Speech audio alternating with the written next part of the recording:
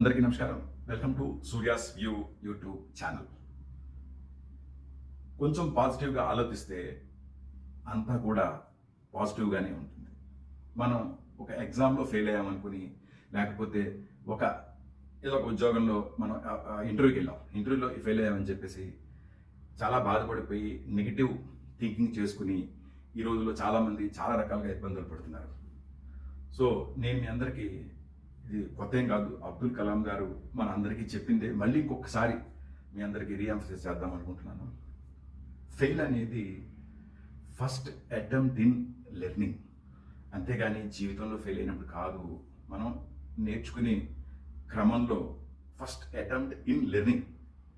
So first attempt fail అయ్యారు, but second attempt డెఫినెట్గా pass అవుతారు. ఇంకొకసారి మనం ట్రై చేయాలి, అంతేగాని అదే మన ఎండ్ అనుకుంటే కనుక తప్పు.